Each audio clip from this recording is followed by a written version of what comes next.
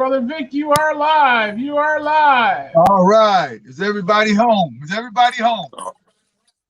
So wait. where's the first lady? Peter, where's Candace at?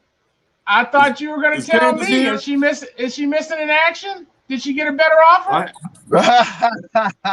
We're not live right now, are we? Yeah, we are. We're live. We're live. I haven't heard from Candace yet. No, we haven't either. Well, ladies and gentlemen, let us do the intro. Let us do the intro here. Ladies and gentlemen, welcome to Whose Opinion Is It Anyway? We are here today. I'm sure that Candace will be with us in a bit, but we have Mike, Harris, and myself here. Mike, how you doing, What's man? up, everybody? There she is. There she is. There she is.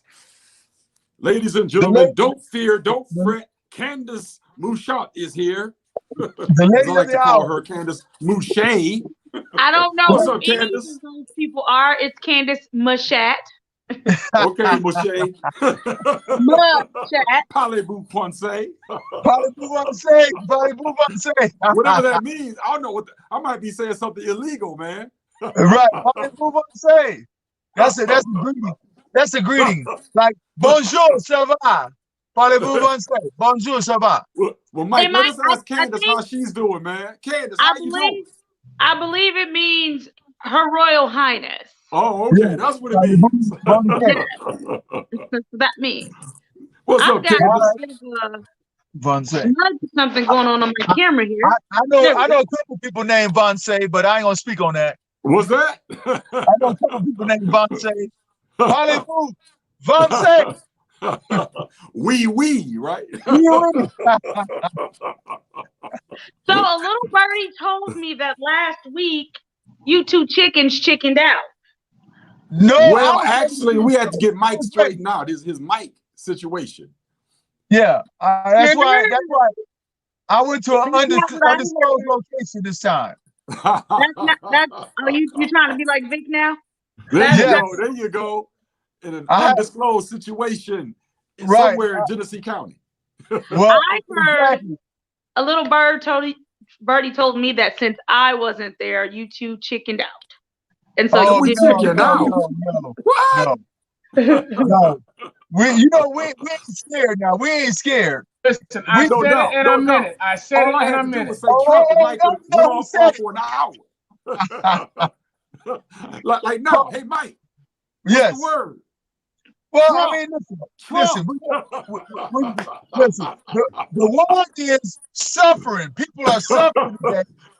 While Congress twiddles his thumbs, while Mitch McConnell sits back and does not give a doggone about $600. Now we're talking about $15 an hour for 40 hours a week, right? Yeah. That's minimum wage, basically. That's what it should be. And I know Candace will chime in on this. The Congress is at home getting paid, and they don't care about people right now who are suffering. There are going to be evictions happening. There are going to be people getting put out on the streets. They could care less about people of the United States of America in the middle of an unbelievable pandemic. This is I mean, who in their right mind would ever again say they're conservative or Republican? I have no idea. I have a question. I have a question. So does Mike understand now about term limits? Does he get it? Does he get it now? Hold on. Exactly. Term limits means we're going to get them out of office, right? No, that's not how that works. And we know. We've seen voter history. Stop it. We've seen voter history. We literally have senators who have been sitting there for 30, 40 years. We see voter history just locally. People vote off names, not necessarily whether you're competent or not. They go name I know. This is what I vote. Not only that, but then you have people who sit there for 30, 40 years doing the exact same thing. They're so comfortable, they don't even care about you. Yeah. They're going to get their paycheck, that they're fine with disrespecting you and your livelihood. And you mean to tell me you don't think that they should be limited in how long they can sit there? Stop it. All right, so can I comment now? I want to make sure I can comment now. All right, so here's the issue. It's real simple for me. I want to talk about Michigan. Before term limits, and after term limits. Before term limits, we were #1 in the state of income, in the country in income. We had better roads. The schools were better. The system was better. The tax base was based better. Now, after term limits, after 25 years of term limits, Michigan is like Mississippi. We're last in everything that matters, and we're first in everything that does not matter that's bad. That's where we are. And if you want to go to any state that has term limits, they're in bad shape.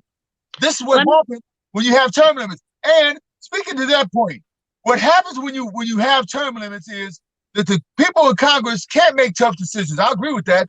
Tough decisions one way or another. But when you get tough decisions, here's the issue. The business interests get to run the place. The business interests get to call all the shots. A congressman or a congresswoman or people in the know can't really make tough decisions. Listen, look at Ocasio-Cortez. She had to run her race, had to get through the primary. Other people have been challenged in the primary. There's a young lady named Cori Bush out in St. Louis and Ferguson. She got in office. This has had nothing to do with term limits, but she's in now. And why would I want to keep Cori Bush in office as long as we can, so she can become one of these people that are on these staffs, that she could be on a great committee. Well, you come out. We talk about committee persons. Who's running our committees in Michigan right now? Do you know? Do they have any experience? Who's running the committees in Michigan? Say Mike. Mike. We have a small mantra on the show called "We the People," right? To Candace's point, the power has always rested with the people, and the power will continue to rest with the people. All we have to do is look at the current protests that's going on right now. Right? Bear me witness, Candace. Aren't these businesses, these corporations and institutions responding to the people? The people putting pressure on these institutions because they're out in the streets protesting. You want to know what's funny? Everyone except for the actual policymakers are responding to the protest. So you have a problem there. There you go. That's the point. I want to go back to what Michael was saying, though, because I need him to stop acting like he believes the poop that he keeps trying to shovel down our throat. Okay? There's no way that you honestly believe you just made a strong argument for term limits, because you didn't. You really did not. Let's start here. Hold on. Let's start here. Your argument is that we should allow term limits because every now and then an anomaly happens, that we shouldn't limit the terms because of that, because every now and then an incumbent of 50, 60 years gets beat. Stop it. So what are you saying?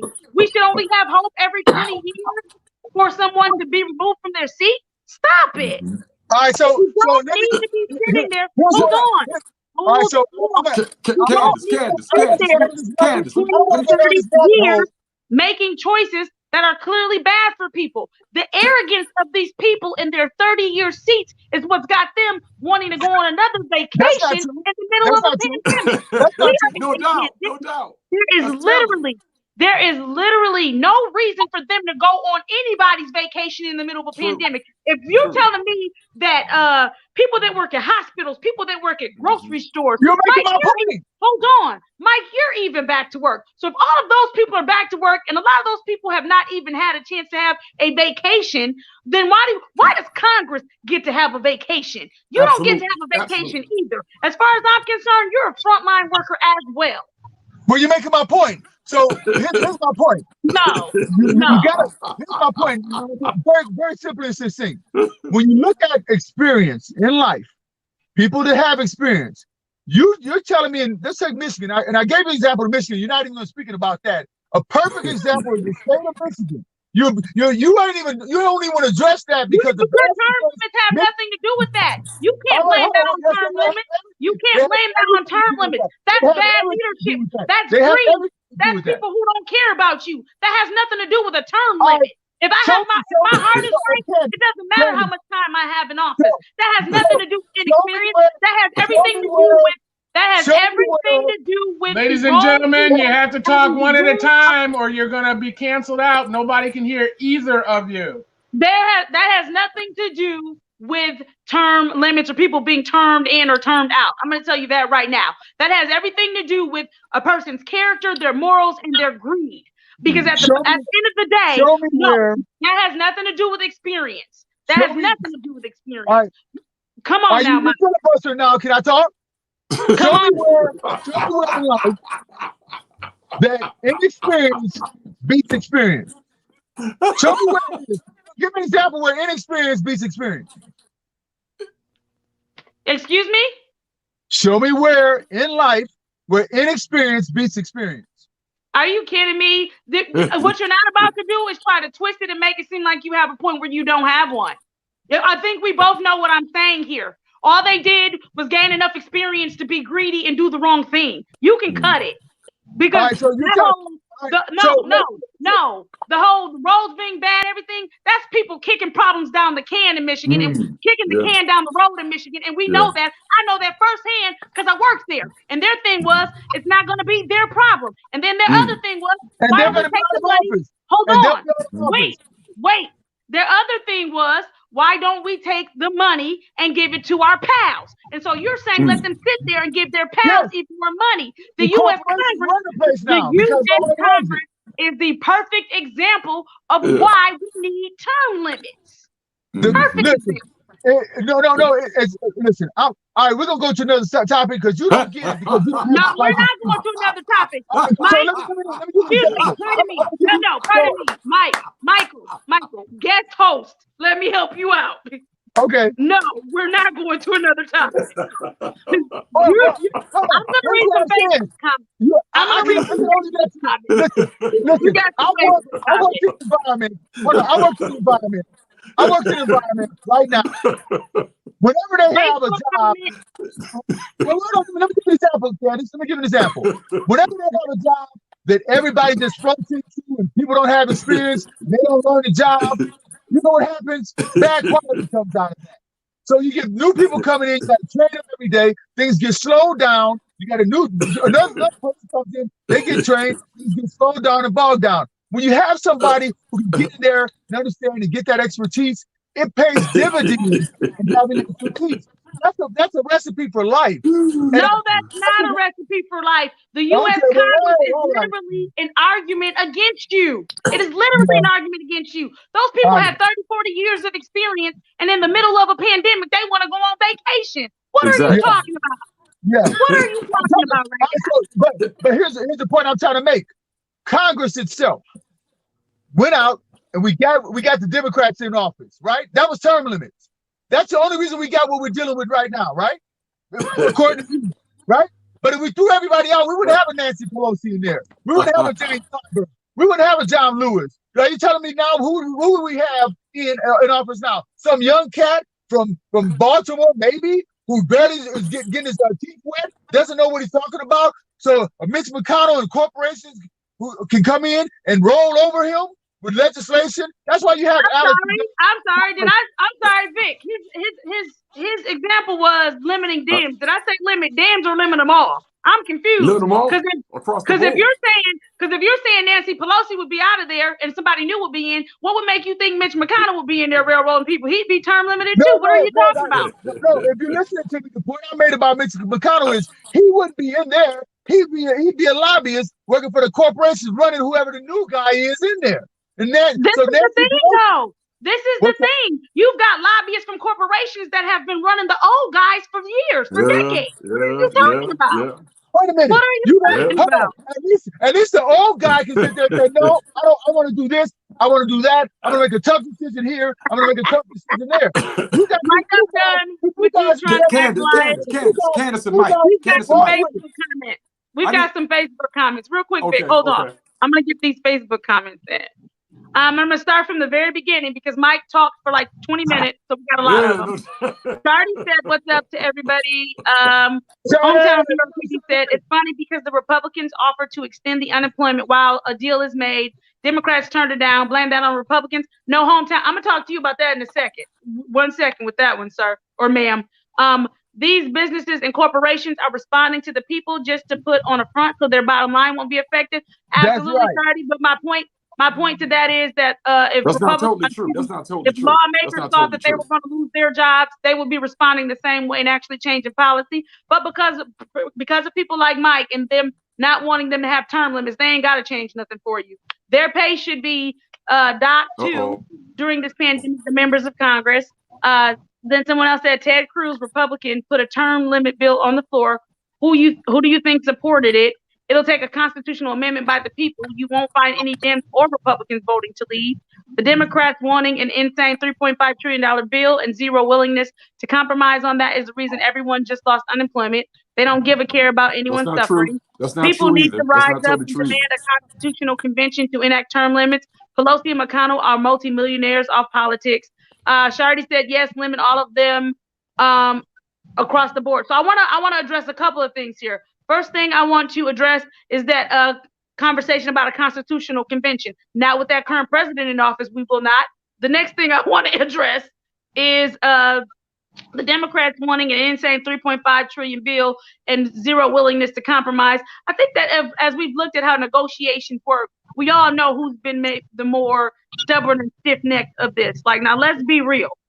Let's be 100% honest about who's been holding up negotiations, who's been offering ridiculous things. Even when we talk about that unemployment that the Republicans offered, you want to cut people down to $200 a week because you want to decentivize them being on unemployment and incentivize them going back to working for a wage they can't live off of. You tell me how that's fair to people.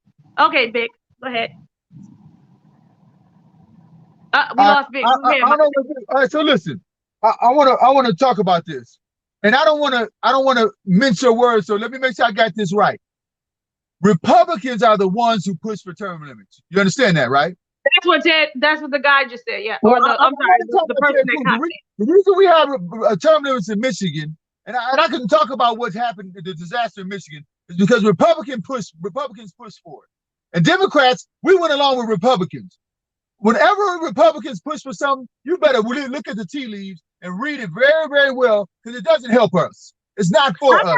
Okay, first thing, I'm not pushing for term limits because of a Republican saying anything. I'm pushing for term limits as someone that has worked in this arena. Hold on. As someone that has worked in this arena, and then as someone that lives in the United States and has watched politics and how all of this has gone for years. All right, so let's go down this rabbit hole for a minute. How many years should a state representative get in your term limit place? I'm fine with the amount of limits that the reps have right now. I'm fine with that. Okay, so let's roll down that. Now, has there been any improvement in Flint because of term limits? It's not because of term limits, because of who y'all choose to represent y'all. All right, so this is where the breakdown for me happens. When I say term limits are the problem, we were better off without them. You say term limits aren't the problem, right? But term limits are there, so they have to be taken in as a factor. But you don't want to use a major factor of term limits. And so how do we reach that impasse when you say something it's the overwhelming reason we have elections every 6 years and bring somebody else in new, who's a fresh face, who's getting his or her feet wet, who when they leave, somebody else gets in, right? But if we had somebody in there we could influence, talk to them, make sure we got the best interests at heart, we get them on board with what we need, we could have some power in there. None of the people now serve on any boards, any committees. They don't bring any power back to Flint. That's what having term limits and time in means. This is the thing of why that argument doesn't work. Because they have the same 6 years as other representatives. And those other representatives get things done. They get things moving. They get money for the community. You're not going to be able to make that argument for me, Mike, because I was there. I saw freshman reps get things done. I saw them get money to their communities. That argument won't work this way. Give me an example where freshman reps got more things done than people who were in the know. What are you talking about? You said nothing got done. I'm saying nothing got done in your city because of your representation. No. You said that term limits aren't the issue. And now when I say the major issue, they are not the issue. They are not the issue. Listen. When a state rep goes in now, he or she knows for sure they've only got 6 years to rape, rob, and pillage as much as they can for the next 6 years, and then they're out of there. Okay, but this is the thing. This is the thing, though. This is the thing. If you're saying they're going in with the mindset to rape, rob, and pillage, then whether they get 6 years or 36 years, they're gonna rape, rob, and pillage all of those years. What are you talking about? The point I'm trying to make is when you only know you're gonna be there for a short while, you ain't concerned about nothing else. It's like going into a long-term relationship, Candace. That's not true. That's why there's marriage. That's why there's marriage. Because you want somebody who's gonna be committed for the long term. And somebody said, well, the whole point of them running for office, Mike, the whole point of them running for office is supposed to be that they're running because they want to because they care and want to make change to your community. You can't tell me in one breath. One breath that you're saying that these people are running and they have a heart for you, but because you're not going to give them enough years, they're going to steal from you. That doesn't make sense. And hold on, that's the perfect point I'm trying to make to you. The reason why we're not getting qualified and good people is because there's nothing there for them. It's only 6 years and I got to find another job. I got to do something else. You get better people. That's your first problem. If that is your process, you shouldn't be running for office. All right, if I'm going to be allowed to talk, I want to talk. You get 5 minutes to talk. I want to get 30 seconds. Hold on, Mike. Uninterrupted. Let me talk say uninterrupted the first 15 minutes of the show. Can I get into the conversation here, folks? Go ahead. Okay, here we go. I see the point that you're trying to make, Mike, but at this stage of the game, man, the confidence I have in office holders is waning greatly. And it's reinforcing the fact that the power not only rests with the people, but I think it's the people's responsibility to take back the power clearly right now. Clearly. All right, so you cannot take back the power. No, hold on, Doc. I'm not finished, man. Hold on. So Candace, back to my original question about the power resting with the people. Since you've worked in Lansing, right? What do you think would happen if all of the protesting that's going on right now were to be aimed at Washington and Lansing, right? If we put them back on their heels, how would they respond to that? Because we got to get away from this hero worship. We got to get away from this Messiah complex, and we have to go back to the people. That's where it began. That's where it ends right now. Okay, a couple of things. Somebody said presidents have no control over Constitution Convention. It takes a vote of the people in 3/4 of the state. My argument of not with this president in office is because let's be clear that presidents influence things. And so he'll have influence over those people. That's what I meant by not with this president in office. I stand by that statement. I'm not going to change that statement. I know exactly what a constitutional convention is. And that's why I said not with this president in office. Oh, I agree with you on that. Term limits aren't partisan. It's the right thing to fight for. I agree with that. Shardy said, in my opinion, state reps should only get 2 terms, 4 years, meaning 2 years apiece. I do agree with the current terms that they have now, Shardy. Somebody said 38 states to vote to add an amendment to the Constitution for terms to the Senate and the House. It's done, period. Again, the White House offered to pass a simple bill saying the 600 benefit will be extended until the 2 houses of Congress are agreed on a large-scale bill. Pelosi rejected it. It's on record. And then Jeff said term limits override the majority vote. Otherwise, they wouldn't keep voting them in. Yeah. Okay. Well, people need to wake up, man. The people need to wake up. Hold on. Like I said, when you talk about, let's talk about a marriage, or you're talking about a job interview. If you go to a job interview, Candace, and somebody says, "Listen, this is a good paying job. We've got benefits and everything, but you only got a year here. After your year, you got to find another job." Would you be committed to that job? Let me help you out. Let me tell you why. And you firsthand. Go ahead. No, go ahead. I'm listening. You firsthand should know why you just asked the wrong person that. Because did I not just run for office knowing I would only have 6 years? Did I not? And my thought process and my ideas is not. Hold on. My thought process and my ideas was not I needed to rape, pillage, and plunder you. My thought process and my idea was I need to make sure that I'm doing what I need to do in those 6 years for my community, meaning I'm hitting the ground running, meaning I'm getting every bit of resource I can. I know that once you're a state rep, that there are 109 other people that you need to vote with you, but I also know that there are other resources that you can steer toward your community. So my thought process isn't let me get money for me while I'm here. My thought process is let me use my power in my office to get money for my community and do what I need to do that's best while I'm here. So Absolutely. what you're talking to me Absolutely. about is somebody else's moral and character problem. It has nothing to do with a term limit. It has everything to do with the person. All right, so let me address that. Like I said again, you still the point I'm trying to make is that commitment. So if you got a person going in highly qualified, has got the background, got the know-how, understands what's going on, just like yourself, you said. All right, you're going in with the proper commitment for 6 years, and you're gonna be out of there. All right. So now the issue is because you don't get the job because you obviously are in it for the right reasons. But other people who want the job just for these other reasons get in these jobs a lot of times.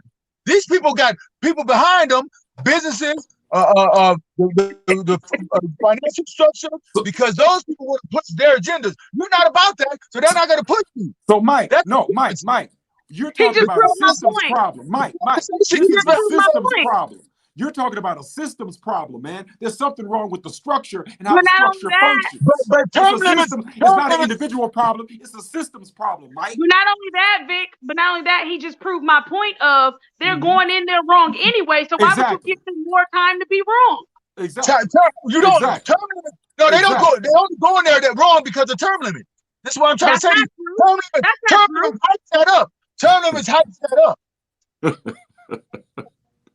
Listen, you go to the NBA, when you get a 1-year contract, you might play your heart out for that 1 year, but you out of there, you don't know what's about to happen.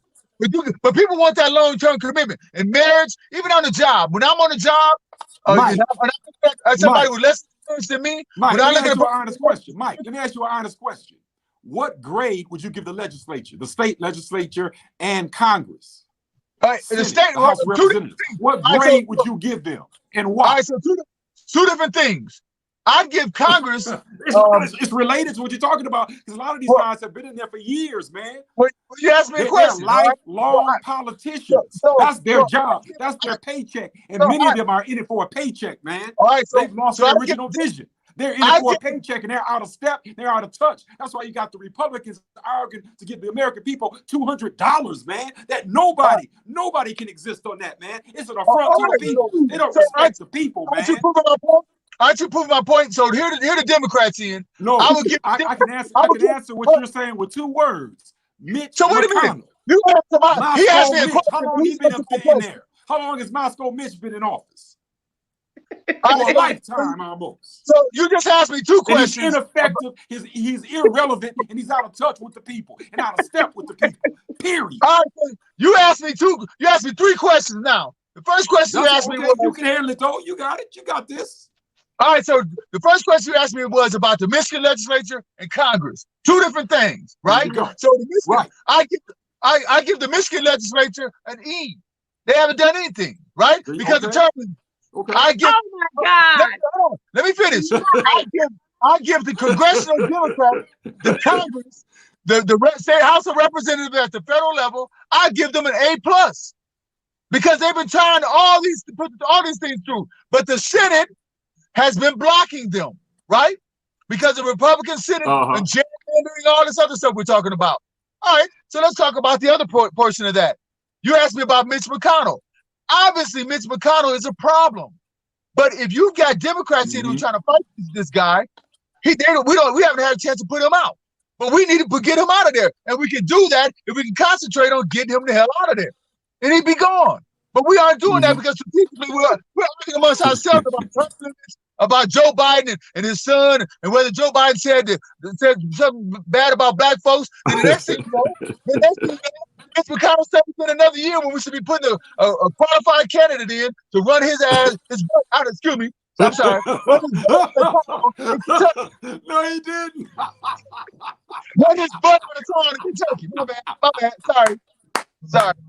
Sorry. Run his butt out of town in Kentucky. We need somebody to run against him. Boy, I tell you, we just let anybody on this show. I apologize. I didn't mean that. We just let anybody on this show these days. You can't question Mike's passion, right? Man. I apologize. What's that now? Mitch McConnell is a problem. You know he's a problem. So, basically, Mike said you can go into your job and tell your boss you can't do your job because you ain't have enough time. That's what Mike just said. So when you go to work tomorrow, Don't do nothing. Sit there and don't do nothing and tell your boss you ain't had no time to do it. That's what you do tomorrow. Let me read a couple of these comments for y'all. All right, come on. Jeff said term limits are a good idea, but they do, in fact, block the will of the majority voter, like the Electoral College vote. With that said, I agree with term limits. You need fresh ideas. Shardy said, I agree, Candace. We certainly can't have a constitutional convention right now with a president that's trying so very badly to turn this country into a totalitarian apparatus. So once he's out of office, then we can have the constitutional convention to get some things done. And in addition to that, if we were to have the Constitutional Convention, we can also consider term limits for the judges of the National Supreme Court. That's even worse in some categories. Wow. We could also be able to. Oh, man, come on now. Whoa. Y'all cut off. And he said, and McConnell and Graham are ruthless. I pray they're voted out this November. And those were his 2 comments. So yeah. I guess. Yeah, well, look. We talk about this ruthlessness of this president. Here's his son-in-law, Jared Kushner. Jared Kushner sat there day in, day out, and said there were blue states who were having problems, so that's why he didn't get anything done on coronavirus. So that's what was happening in the blue states. Now that it's happening in the red states, he wants to talk Arizona and give them all the information. They're getting funds. They're getting all kind of resources in Arizona. But the blue states get nothing. That's the ruthlessness of a Jared Kushner. That's the ruthlessness of this president. It is terrible what their mind state. I mean, these guys have got to go. We got to get ready. But Mike, let me interject something real quick here. You ain't seen nothing yet, Doc. I agree. I tell you this. I'll say this to you. I'll say this to you, right? They're responding to the changing demographics in American society, and their base is getting smaller. And the kind of party they want to run and operate is going to get smaller, right? Its reach is going to get smaller. So you're going to see voter suppression, and then you're going to see people trying to redistrict or gerrymander, use gerrymandering type procedures and so forth. Every trick in the book that can be used, you're going to see the GOP doing that moving forward. You know what? The question is, the question is how do we deal with that? How do we address that? That's the question. You want to know what's crazy? Is Mike used a very GOP tactic on you right there, because we were talking about term limits and he got you to go ahead and talk about what he wanted you to say. He's a slick one. He's a slick one. You ought to be a Republican, right? Listen, I'm gonna go with it. I just want you to see how party slick Mike is for the dance. We can go with it. He been hanging out with Moscow Mitch. Can I bust a bubble? Can I bust a bubble? Now, as a person who listens to NWA, I heard ruthless. That equates to Ruthless Records to me. So this young here was thinking about the word ruthless. So when I heard the word ruthless, the first person came to mind was President Trump and his son, Jared. It had nothing to do with changing the topic. I'm talking about ruthless people. No. When they said ruthless, they said Mitch McConnell and Lindsey Graham, who were in line with what we were talking about. But you took that opportunity to change the topic. But since you want to change it, let me tell you, the person that said that also wants to know, Michael, how you feel about the latest flub, if you will, that Joe Biden has committed. About Here we go. Let me tell you. Let me read their question for you. Let me read their question. They really want to hear what you have to say about Biden saying the Black community isn't diverse. Do we just allow him to slap us directly in the face and vote for him anyway? He does it over and over like a plantation owner. No matter what I say, they will vote for me. He's nothing more than a condescending white liberal. Biden told donors last year nothing will fundamentally change once I'm elected. Go watch the video of what I'm saying, of him saying it. He won't solve anything for the Black community or anyone else. Okay, you open that door for that person, Mike. Let me make sure I got this right, because talking about changing the topic, Lord have mercy. I just talked about this, how we want to talk about whatever Joe Biden's flub was. Here's what Joe Biden said. and I'm not going to, like I said, on many things. I guess y'all don't understand Joe Biden's a white man, right? He's an old white man who has weird tendencies when it comes to black folks. He think he understands us sometimes. We talked about this whole thing when he says, if you don't do this, you ain't black. Sometimes you hang around your black friends and you forget things. Joe Biden was talking to a Hispanic group. And to the Hispanic group, he's thinking about all the countries that they come from. But when he's talking to black folks, he ain't really talking to no Africans. He don't know where we come from. So we don't know our history. And he's like every other white person when it comes to that. But that does not mean Joe Biden is talking about S-hole countries. He's not talking about it's the best thing that ever happened to black people, including the black president. He's not talking about running Kanye West is his best friend, and Kanye West should be running for president. He's not calling black women, telling them to go back to their countries. Let's talk about those things that the man in office is saying. We're not talking about some flub that Joe Biden's already apologized for. Hey, man, I said something pretty off kilter. But he's a white man like a lot of other people. Y'all all know y'all work with cool white folks who don't understand the language sometimes. You got to let them go with that. They don't know what they say sometimes. Yeah, all right. That don't mean they're your enemy. But we're talking about somebody who's definitely your enemy, and Donald Trump. Let's talk about that guy. I don't want to start talking about Joe Biden, who's definitely an ally. What are we talking about here? Hello. But Mike, you have to admit that. Now, I'll say this. I'm certainly not going to vote for Trump, right? That's out of the question. That's right. You know, I'll be casting my vote for Joe Biden, right? But here's the point.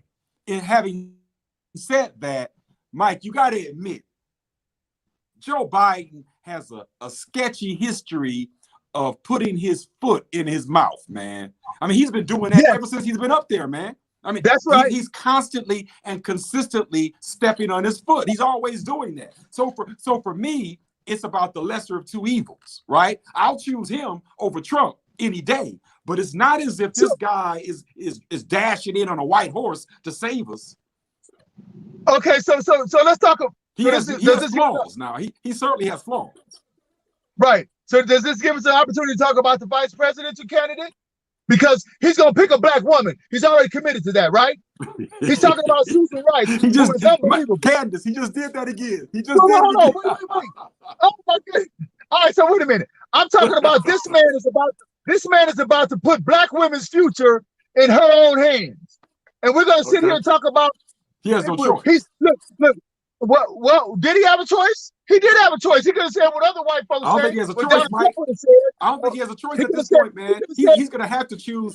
He's going to have to choose one of those sisters, I believe, because black women are the most consistent and most loyal part of the Democratic Party's base. Period. He does not want to piss them off. He does not want to piss them off. Wait. All right, so want to do that?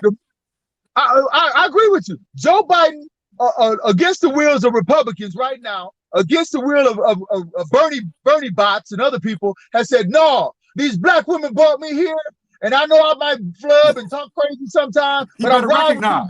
He better recognize.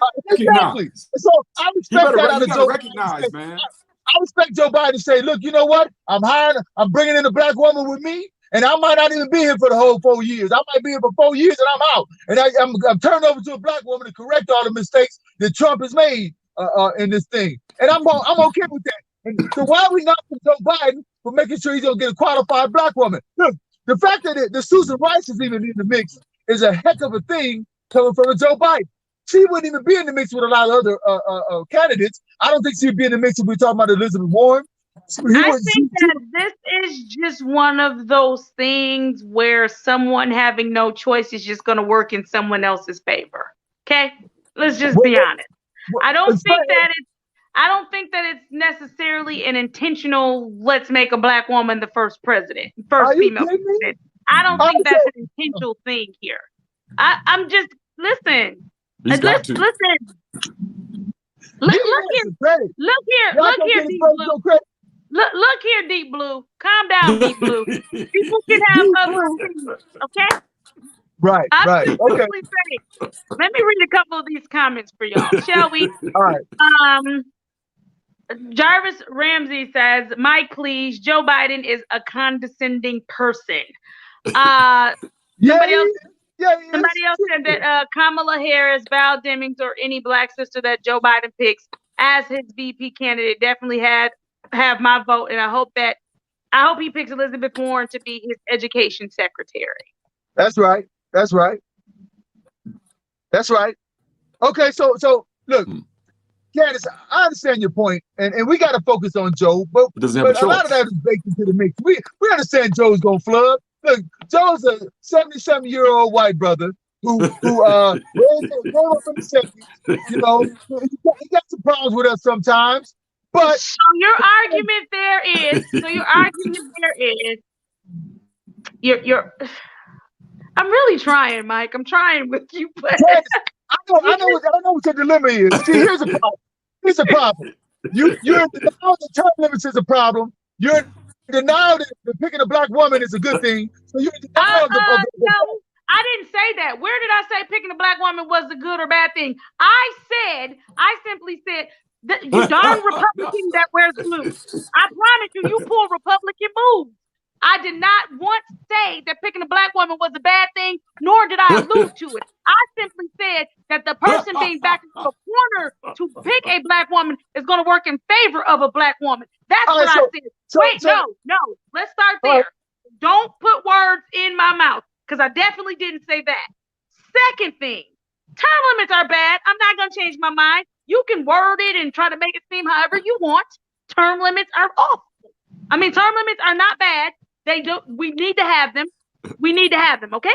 So for you to say that Congress doesn't need to be term limited, and you to say, oh, you only give them a little bit of time, they'll steal from you. They've been in there 40 years stealing from you. I don't see the difference. My thing is, I'm not going to give you 40 years to steal from you. Problem solved. Okay, so I think it was Shawty who brought up the point about picking Elizabeth Warren, I think for Secretary of Education or something like that. But I want to bring this question to the fore, and Professor Vic, you can agree with me on this. Boy, I tell you. All right, so first of all, Joe Biden's a white man, right? He's a white brother. All right. Since when in the history of our country have white men had to do what black people wanted them to do? But he doesn't have to. But he's going to do it, right? And you're saying he's backed into a corner. Not really. He realizes where his power base is. That's two different ways of thinking. Listen, I'll tell you what. I'll tell you what, Mike. Or paying to what's supposed to happen. We can't say as black folks that we want white folks to do certain things for us or certain things with us, and we want to back him. Look, people have been riding with Joe, and this is the payoff. We deserve that. We ain't gonna be talking about backwards like he backed into a corner. No, we demanded this, so it's what's gonna happen. I'm cool with that. Fine. What's wrong with that? Mike, I'll say this, Mike. I'll say this, man. I don't have as much confidence as you do in the Democratic Party. There's been times before where the Democratic Party has let our community down, man. And I tell you what, it'll be his death knell if he does not select Kamala Harris or Susan Rice or Val Deming. It'll be his death knell, to be honest with you. I disagree with that. He could pick Elizabeth Warren and everybody went to the polls. He could pick Elizabeth Warren. He could pick Elizabeth Warren, and everybody roll to the polls and be happy. Third place in her home state of New Hampshire. I mean, win her state. I like her. I happen to like her. I think she's a policy wonk, right? She knows policy, but for some reason, she's not connecting with the base. She's not connecting with the Democratic Party gate. He could pick Klobuchar or Warren. He could pick a white woman, and people would say, well, he didn't pick the black woman, but it's all right. We rolling with her anyway. They would roll with her. And white women would come out in droves to see that white woman. Look, Mike, I'll say this. Mike, let me say this, though. Over the years, more and more black men have been voting for the GOP. Even as it relates to Donald Trump being in office, you have increasing numbers of black men who are voting for the GOP. I'll make a prediction. If he does not select one of those assistants to serve as his VP, you might begin to see black women taking another look at the Democratic Party and say, wait a minute now, I need to look at my relationship with this party and whether I'm getting any benefits out of this. Hey, let me throw a whole flag on the play right there for you, Vic. One thing's for sure. One thing's for sure about black women. What's that? I'm not saying that y'all would be Republican. It don't matter what Joe do. Donald Trump has done enough stuff. Donald Trump has done enough stuff that black women are gonna be like, look, listen. If anything, what's gonna happen though? If anything, what's going to happen is one, the biggest focus And as much as I hate to say this, but this is just how it works, and I hate that it works like this. And I hate when people say, you know, it's just politics, because I'm of the younger crowd that believes we can change all of this. However, what the reality is, the vote has to happen that Trump gets out of office, period. Okay, there's no negotiating that point. I agree with you. I agree with you. But then this is the second thing. This is the second thing, though. What happens then, and like Mike said, I think that it doesn't really matter either way. Joe Biden was only going to sit there for 4 years. Anyway, it's a placeholder to get the country set back. That's all. Trying to put it back. It's just a placeholder. But then what's going to happen is that you're going to have someone else come up, and again, that's where the right vice VP candidate comes in, because that person is going to become your president after that. What's going to happen? And what's going to happen with Black women, as you see all over the country, is just more and more Black women are going to ascend to office. That's just what's going to happen. More and more Black women are going to be more politically involved and have more of a stake in some things. That's what you're going to see happen as a result of this. But I just think that I just can't keep looking at DQ right now, because Mike is ridiculous to me right now. Candace, so you're saying that you don't see any slippage occurring if Joe Biden doesn't choose Kamala Harris or Val Deming or whomever. I don't think that. But this is the thing. You keep saying if he doesn't choose one of them. I'm certain. I'm certain he's choosing a Black woman. I'm not. That's not even a real conversation. It has to happen that way. There's no other way for it to happen. There's no other way for it to happen. That's right. Okay. That's my position. I'm just saying I don't have as much faith in the Democratic Party, because I've seen the Democratic Party run the ball all the way down to the 5-yard line and fumble. And they did that in 2016 when Trump beat Hillary Clinton. That's all I'm saying. That's all. That's my opinion now. That's my opinion. And I think you'll see more people begin to vote with their feet, and they will not go to the polls as much. That's what I'm saying. We've got a whole nother thing that happened with that Trump Clinton thing. Because first of all, Trump did not win the popular vote. So we got to quit putting it out there as if he really beat Hillary Clinton. But he outworked. Trump outworked Hillary in the 11th hour by backtracking back to the Midwestern states. As far as the American people are concerned, when you look at that popular vote, Donald Trump is not the president of the United States, according to the popular vote. That's the reality. But the Electoral College. What you're talking about now, though, but what you're talking about now, though, is now you're talking in terms of those delegates. You're talking in terms of the Electoral College. Yes. And so that is a whole nother system that is a problem within itself as well. Well, so let me can I jump in here? So Candace, I'm with you, but we do realize like black women did bring Joe Biden to the dance. He was out of it, everybody. Don't forget, until South Carolina. Right? He was dead on the line. Those black women in the South said, "That's my man. I'm rolling with my man." That's not what they said. Them women in the South said that's Obama's boy. So we go like, what's there you go. There you go. Okay. My ex-brother was his best friend. I like him too. He's a good man too. That's my man too. If he's good enough for my man and I love to death, I'm with him. That's his boy. I'm cool with that. Mike, I'm waiting for the contract, man. I'm waiting for your contract. Listen. So I can start seeing you on CNN and MSNBC and Fox. Debating those Republicans. You better believe that if they need surrogates, Mike is available, boy. Because Vic, you know I am gonna get that. Hold on. If Mike don't do nothing else, Mike falls in line for the party. If Mike don't do nothing else. And meanwhile, they're looking at Vic like Vic ain't gonna do nothing but critique us, and they looking at me like, oh, she ain't gonna do nothing but be another AOC and be on the inside critiquing us. So Mike is their guy. Well, hold on, wait a minute. I have no problem with AOC or Professor Vic or whatever. I'm cool with that. But black women did bring him to the games, right? Let me read these Facebook comments real quick because we've got quite a few of them. Okay. Jarvis said that ballot or bullet every 4 years, Democratic Party comes to our neighborhood during elections, then to get their own agenda, then put yours last. When you put them first, they put you last.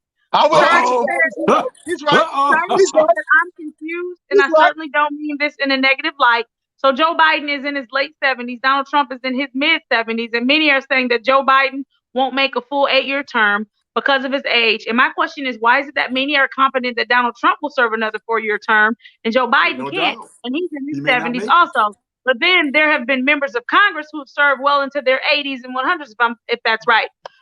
So then somebody says she won California by 6 million. That's how she won the popular vote. The point is she won the popular vote. I don't understand. Somebody said preach Jarvis. Then they also said Obama had the keys for 8 years. The ills of the Black community remain, including the first 2 years of total control of government. Shardy said Trump did nothing. He's some kind of way maneuvered his way into the White House. And while it may be difficult to prove, he did something because there's absolutely no way he should have won the White House. No way.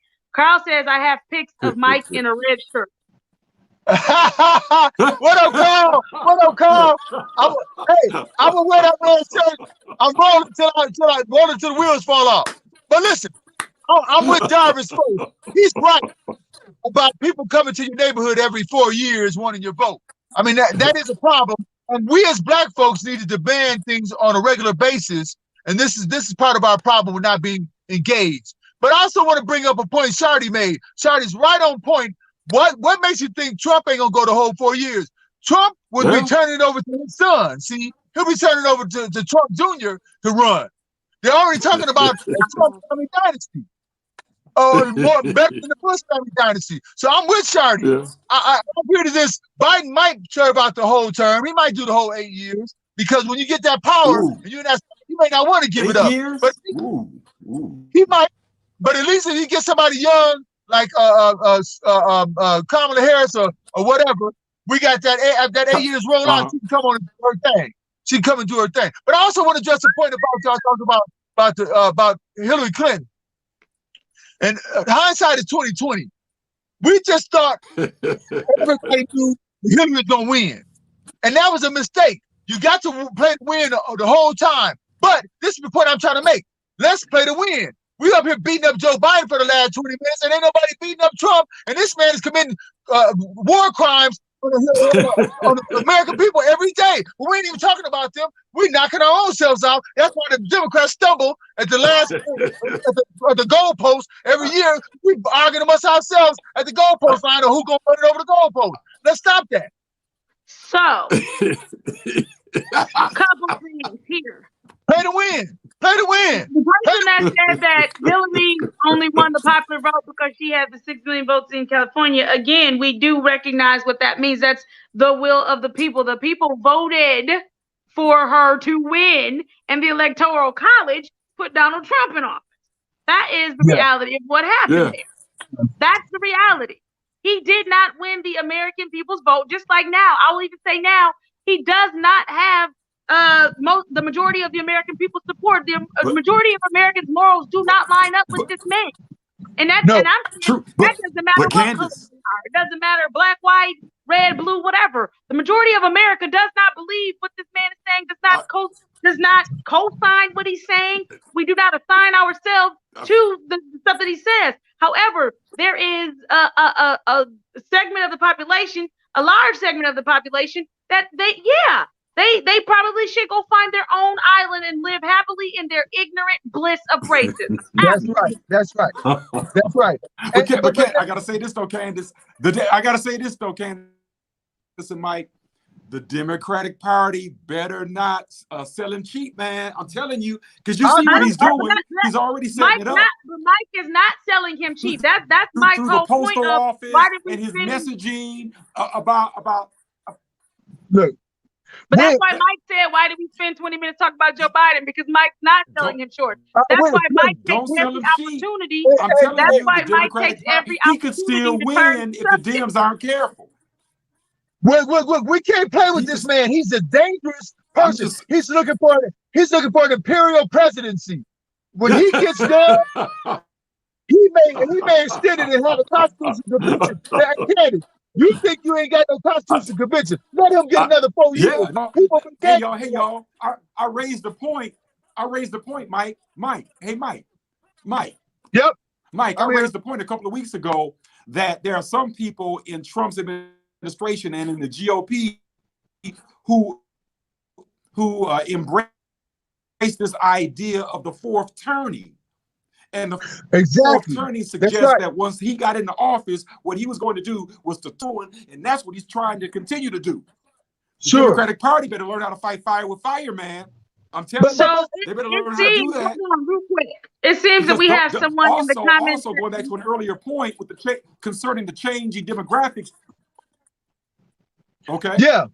Yeah. It seems that we have someone in the comment section that, much like Mike, they're not watching or listening to actually hear. They're waiting just to respond.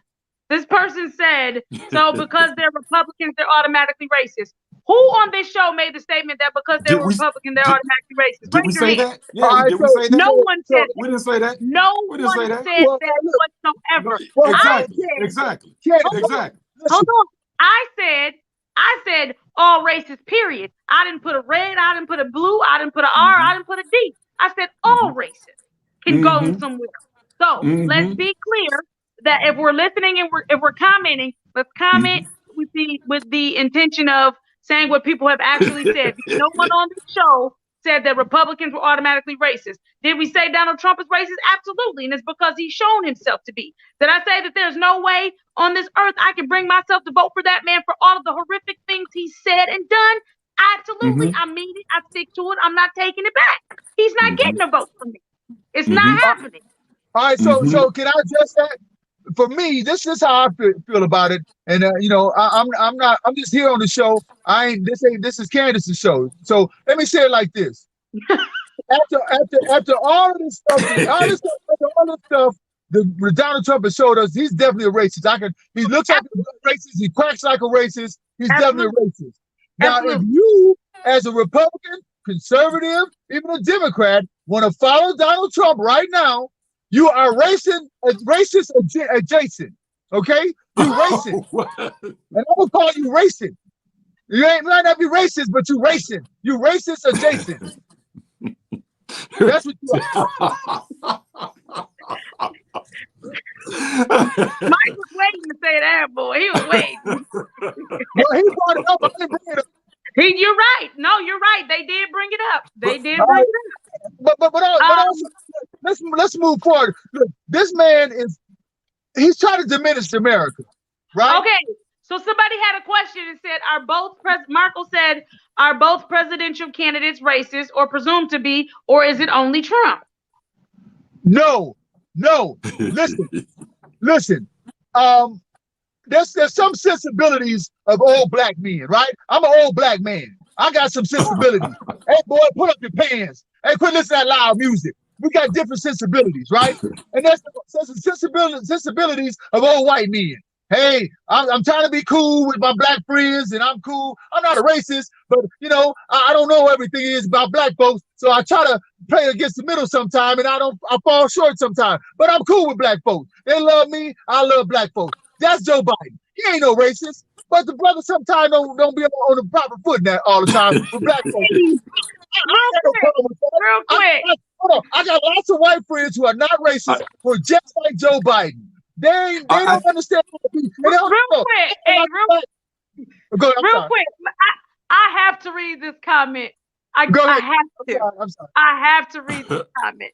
And once I read it, you'll understand why I absolutely had to read this comment. Oh my gosh. Trump hasn't shown squat. Jesse Jackson gave him an award for his diverse hiring in New York City in 1999. You're just skipping over all the facts. Yeah. Well, listen. Here's the problem, Candace. These are talking points that he hears on other shows. But you know what I'm talking about? We're gonna rip you apart. We're gonna light you up. This ain't the CNN show, news shows. We're gonna light you up with that nonsense. I don't know what award Jesse Jackson gave him, but it don't matter now. You can tell me he could have been looked at as half of a racist then, but now he a full blown racist, and you're a full blown racist if you keep espousing that nonsense. So Mike Carl called you a crazy liberal. He said Biden is not a racist. Keep marching. You said I'm keep marching. about liberation. Yes, I am, Carl. Is being a liberal a problem? What are conservatives trying to do? What are they trying to preserve? So Deep Blue, I got another comment for you, Deep Blue. Deep Blue. Somebody said he's Deep not Blue. racist, considering he said the policies and bills he's contributed to, the speeches he's given, sounds like some cognitive dissonance. Oh, listen, Fox News every day runs. That was a talking point from him. Okay, right, okay. No, that was somebody else. Fox News every day runs shows and TV things talking about how Joe Biden is kind of out of step and he ain't this and that. But let me tell you something. Y'all know something wrong with Trump.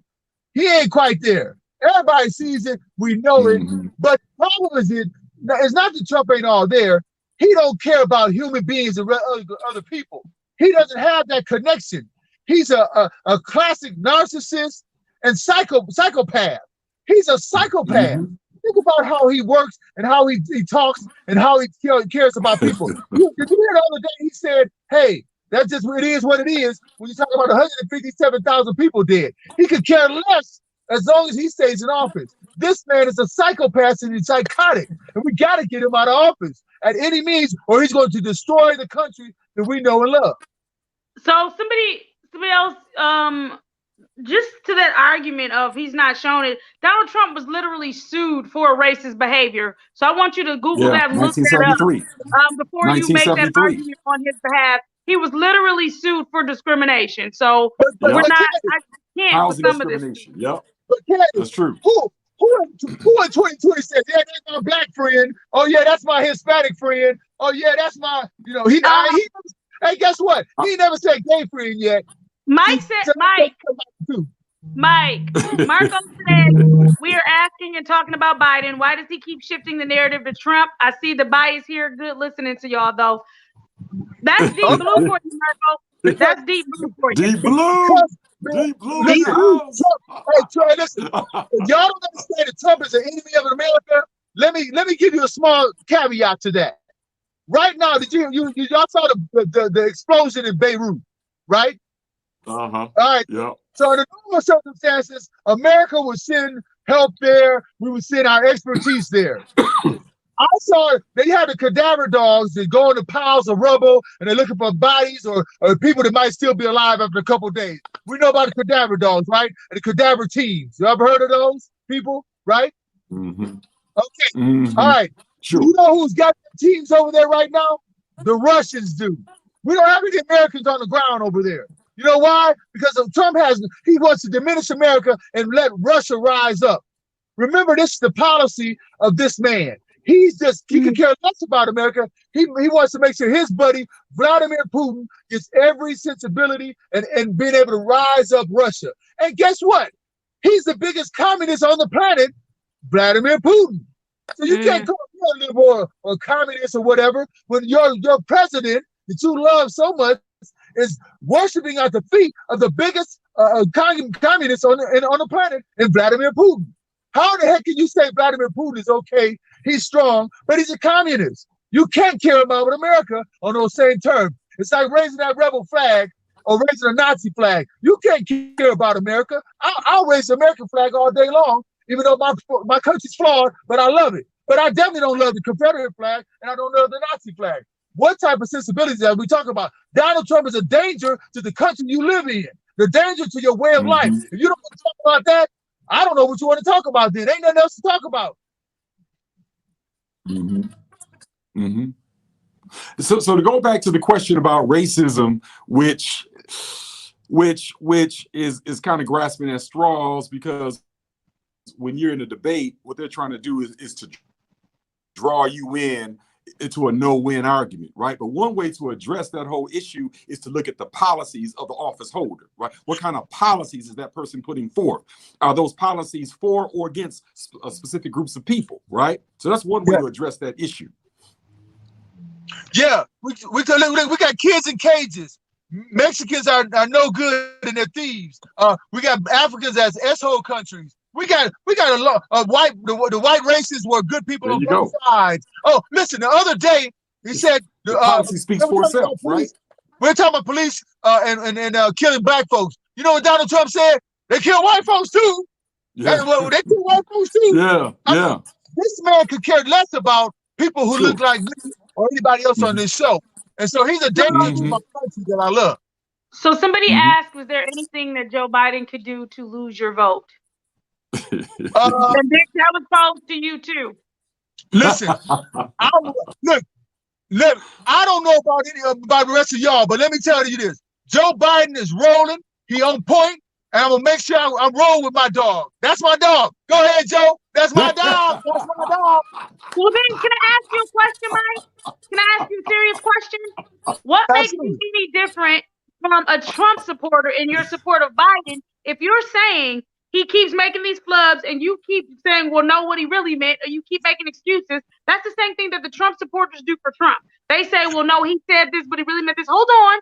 And the same way you're making the argument of he's not racist, even though there have been some policies that would point to other things, policies that would point to that were not good for Black people. And you could say the same thing about Trump, about how Trump has allowed certain things to happen that weren't necessarily good for Black people. So my question to you is, what makes your devotion to Joe Biden any different than their devotion to Trump? All right, so let me explain it in this way. You, me, Professor Vic, we've all criticized Joe Biden on this show. The difference between me and the Trump supporters is that they will not criticize Trump no matter what they say. I will criticize Joe Biden day in and day out. But I know at his heart and at his core, he's a good man. He was with my boy, President Obama. He can't be all that bad, but if he said tomorrow he hate Black folks, he wants to call us S-hole countries and things like that, then I'd have a problem with him. But up until now, he ain't done none of that. So what are we talking about? So then another person asked, you were saying that Trump has children in cages. Who built the cages? Who built the cages? Look, yes. His buddies at corporations his buddies at the corporations getting paid right now. They're getting paid with kids that do human trafficking right now. They're doing human trafficking. They get kids at the border. The Border Patrol is who he sent to Portland. The Border Patrol, who's been being trained down there with kids in cages and attacking people on the border, he's bringing them into the cities. They're getting training on the border in a war zone, and now they're coming to the cities and turning them into war zones with subversive activities and snatching people off the streets. So I need to read this comment real quick, Deep Blue, and then Vic, I've got one that's a question specifically for you. Hold on real quick. Okay. Biden also contributed to the policies that led to Blacks getting more time in prison for crack cocaine versus whites for folks getting time for soft cocaine. There's many Black men in prison till this day for this very policy, not to mention 3 strikes. Trump doesn't even have a policy that attacks Blacks specifically. And then Jarvis wants, and then Marco also said that Obama administration built the cages. Those kids been in cages. And then Jarvis wants Vic to explain why Black men are voting for Trump. Man, Mike. Well, yeah, Mike, wow, yeah. You got a lot of conservative people here this evening. Hey, listen. I'm finna. Mike. He posed a question to me, right? Marco, huh? What we say? I'm ready to light them up. Y'all ready? I'm gonna do them all at once. First of all, let's talk about the cages. The Obama administration had a policy of keeping families together. The Republicans were opposed to it. That's why we're separating families now. That's case in point. Wait. So were they all together in the cage, or what was going on with that? No, listen. You can't have it both ways. They would let them. They were called catch and release. Remember, Republicans were against catch and release because Obama said, "Look, we ain't gonna put them in cages. Let's catch and release. We're gonna release them out to the cities, and they're gonna go wherever they go, and hopefully catch them again." Republicans were against that. That's why they built the cages. These are the lies these people tell. The cages were built recently because their buddies and friends were able to get dollars and money from this. Let's not mix words here. I know the facts. Somebody provided a Google argument that said that Obama built the cages.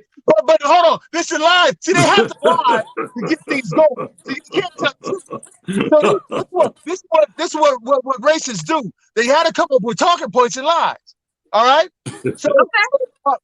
So when we talk about who's been putting them in the cages, we know what's been happening.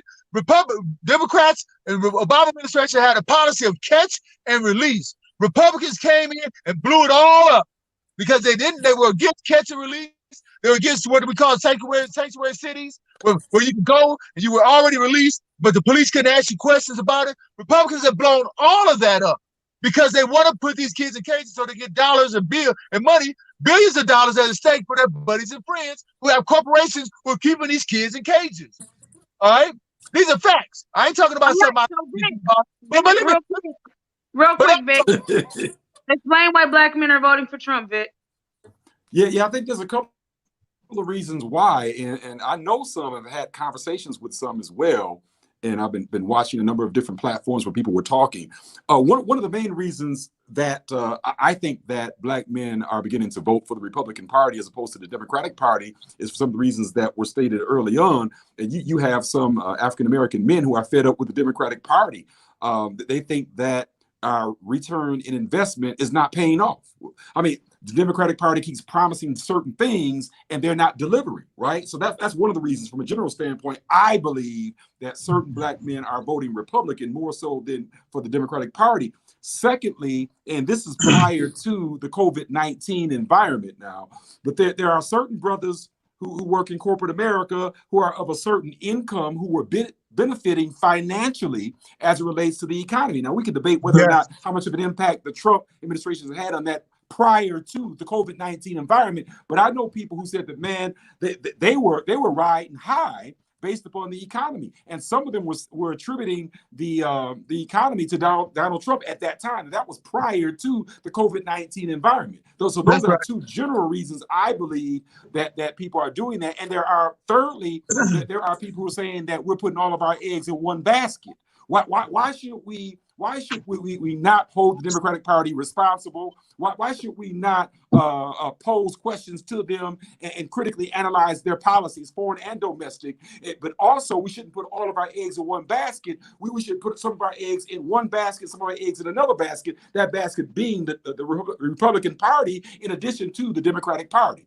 So there's three reasons right there off the cuff that some people are saying that. So I guess my thing is, as someone that is, and we've talked about this for the years that whose opinion is it anyway has been on. My biggest thing is classism, right? And resources, people, and the people that vote these people in being left out. And so the whole two-party system is more and more becoming a problem, because what happens is you get these people in their arrogance who think there's only two ways for these people to vote. They're going to vote this way, they're going to vote that way.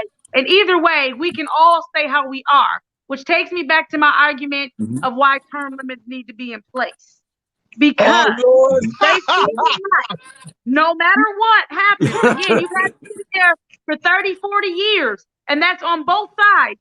And you've got one side arguing, oh, we can't move anything forward because they won't vote this way or they won't vote for you. You've got another side arguing, while keep in mind, while they are literally suckling off the teat of the American people getting their money, but they're arguing that the American people need to go back to work, and we're going to disincentivize them being on unemployment by giving them $200 instead of the incentive becoming, well, let's raise the federal minimum wage, which will make these states have to raise their minimum wage, which will put everybody at a living wage.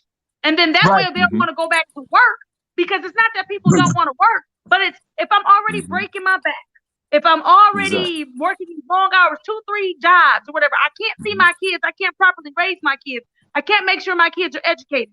Even if they don't have kids or whatever, what quality of life is that to tell someone that you got to work 40, 50 years, 40, 50 years at barely making any money?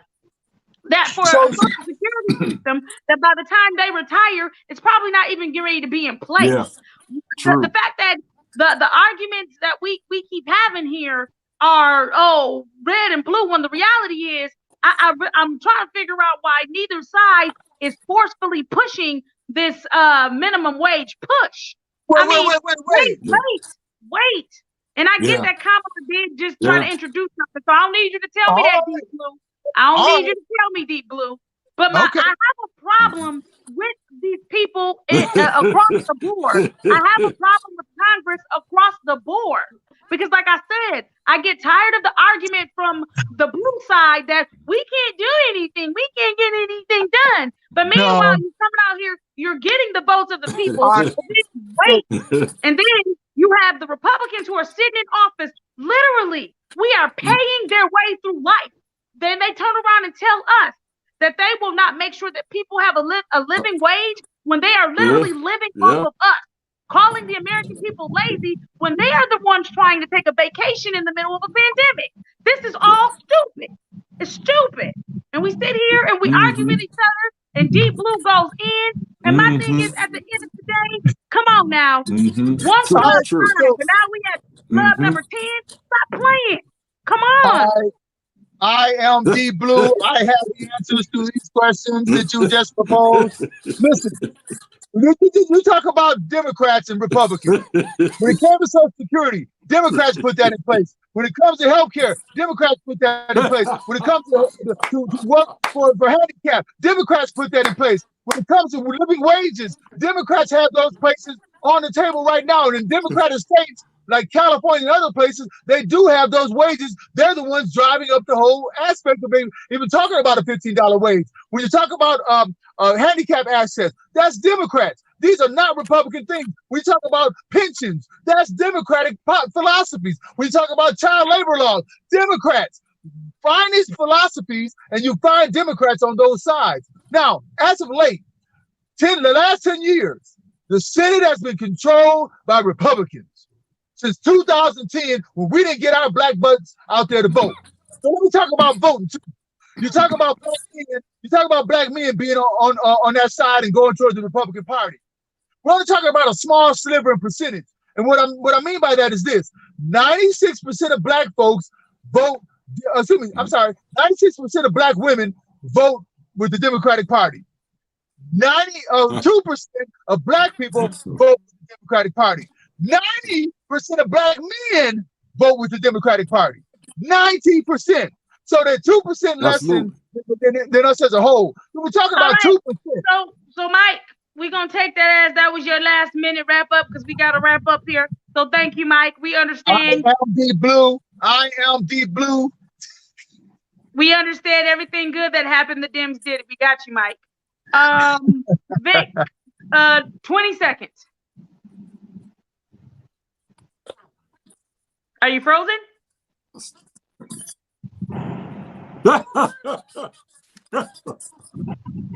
I am Deep Blue.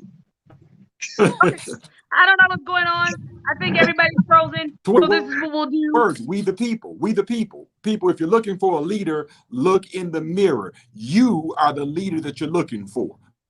Enough with this hero worship. Enough with this hero worship. All right, so here we go. We're gonna put a pin in this. We'll be back next week. I invite I invite all of the lovely conservatives to come back and battle Mike next week. I'm here for it. As a matter of fact, let's consider bringing people in and out. No, I'm just kidding. Because we don't have enough control to keep you out. But I want them all to come back next week because this is classism is the split in voting, not red and blue candidates. You're right. You explained it great. So as we leave here, Deep Blue, I don't care, Deep Blue. I don't care. That's where we are. Blue. We'll be back here next week from 5 to 6 p.m. Deep Blue will continue to tell us more. Vic will continue to give us the logical standpoint. And I will continue to just ask Mike, is he kidding me right now? All right. Until then, this has been Whose Opinion Is It Anyway? Candace, Victor, and Mike. All right. See you next week. I am Deep Blue.